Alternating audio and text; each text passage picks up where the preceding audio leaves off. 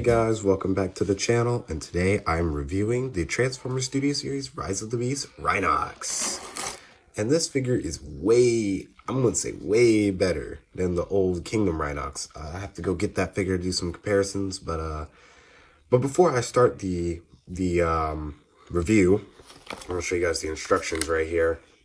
You see that it states that it's from Revenge of the Fallen, right?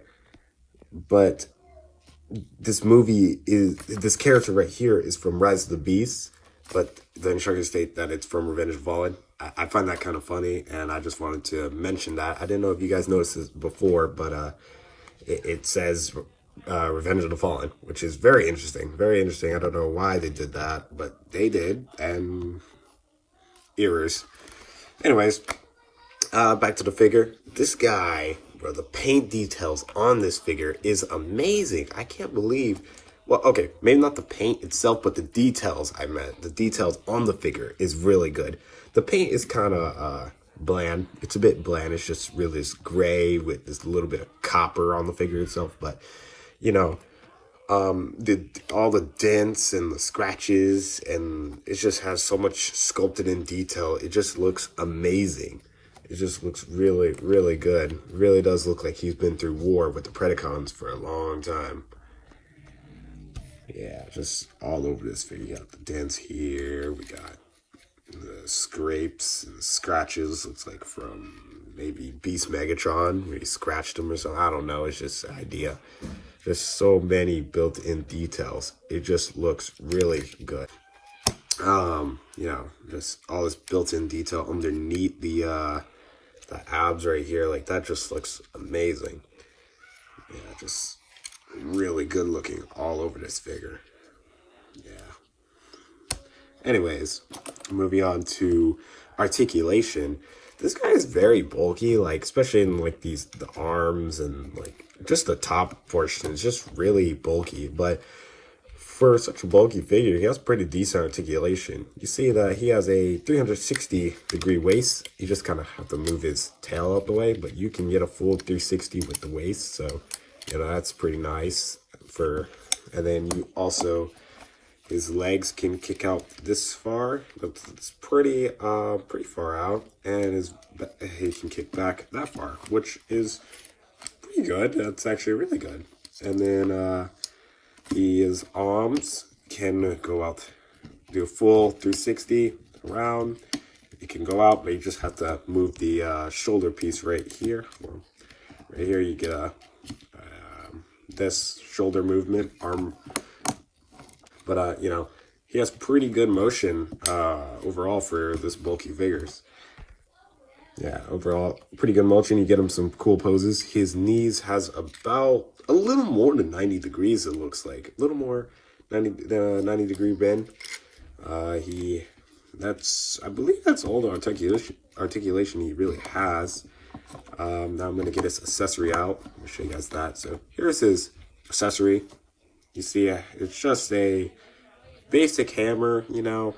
It's just very lacking in the paint department, if you ask me. It just got some little bit of silver for the spikes. This is, you know, I guess it works. It works. Just I wish it had some green. I just wish the figure itself actually had a little bit of green accents over it, like the hammer itself and him would if it had some green accents on it. I think it would look a little better. But this hammer, it's made out of this, the handle's made out of this bendy plastic, you know, it works. Yeah, you see, this is how he holds it. He just, hold it on to this part, this friction. It's just fit in through friction. And I don't know why I don't like the fact that he has to hold it like right here. You know, it just makes it seem like whenever he's holding the hammer in a certain pose, it just seems kind of weird.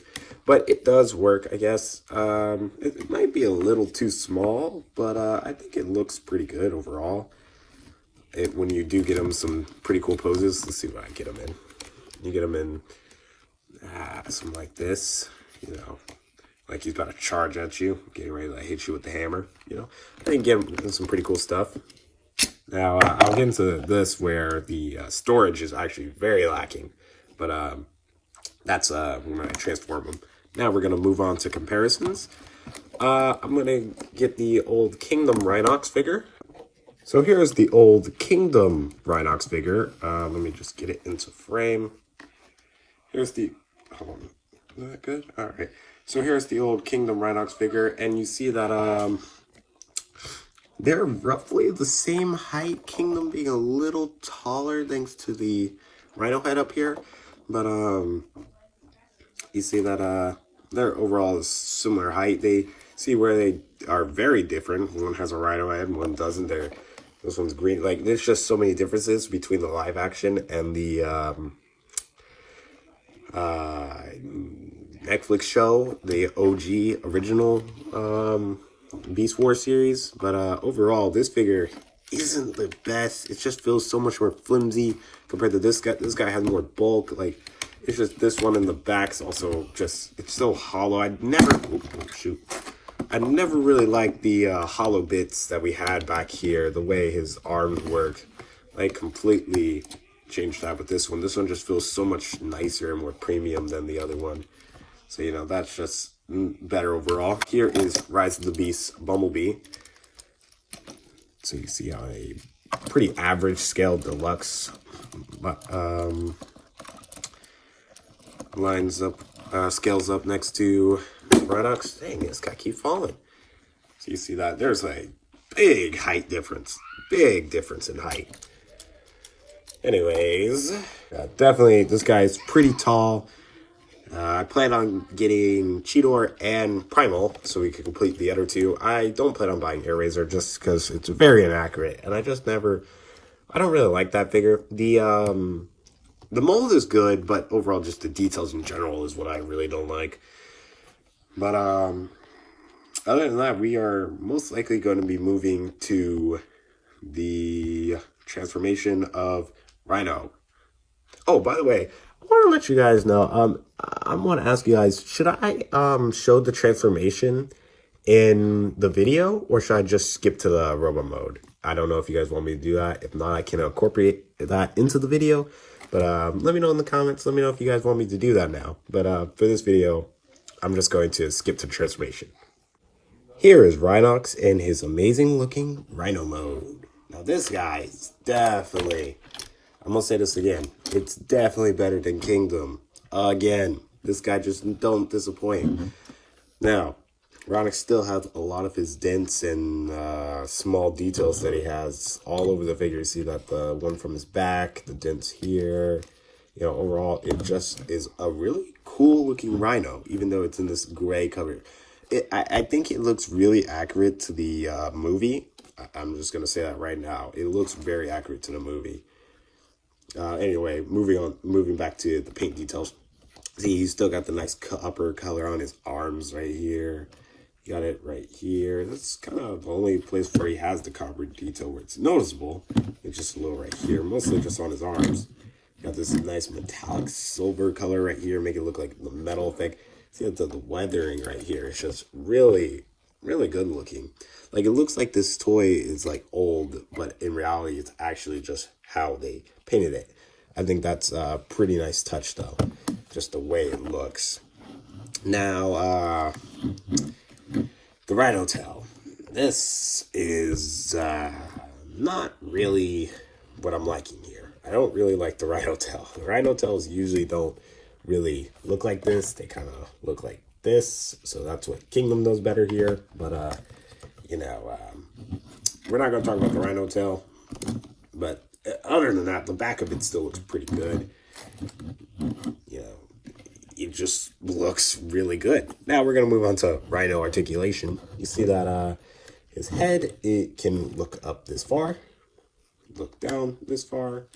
His mouth can open a little to reveal, if I can get this open. Okay, well, it does open, but, oh, here it is. So this is his mouth opening. You know, not much detail. It does, that's just small flap on a hinge. Then you have his arms. His arms can go forward that far, go back that far. You know, you're not going to do much with a Rhino. His legs can go back that far, go forward that far. So, you know, his tail, go up, go down. Pretty basic articulation, if you ask me. So then we have his hammer for storage. I forgot to show you guys storage. You just fold his hammer in, fold the handle in, it tabs into this little tab right here.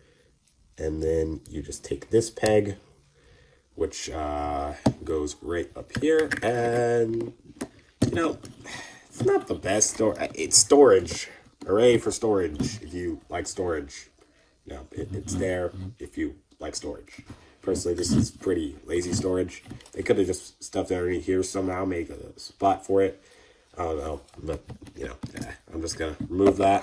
So you see the bottom of the figure now is just, you know, I love the way the chest came down to fill in more of the Rhino. So it gives it more of a, just feel like space is used here. Like if you just had the chest right here, it would look very empty. It would not look like a Rhino. So I love the way that happened. That just looks really, really good. It looks like an actual Rhino, a Robo Rhino. So now moving on to comparisons. Here is the Kingdom Rhinox compared to the Rise of the Beast Rhinox, and this one's based off a real Rhino, and this is based off the movie Rhino, and you can see where the differences are. See that the head is pretty different. Now, this is something interesting. His head can only go up. Oh, it can't go up. Wait, I thought it could. I think I mistransformed some stuff, but it goes up about that far, while his head can go all the way up that far. So, you know, that's definitely a better. Now, his mouth on this figure is probably better because it can actually open like this far. I definitely mistransformed something. Something is not lining up properly. But, you know, it can open a little wider, but I mistransformed some stuff. But, you know, you got some nice detail on this one. Well, this one, his mouth is kind of just a flap. But here's the side-by-side. Let's just do this. Two Rhinos side-by-side. Then you have the back of them. And I'm going to say the back of this one's slightly better because the tail isn't like hanging out like this. So, you know.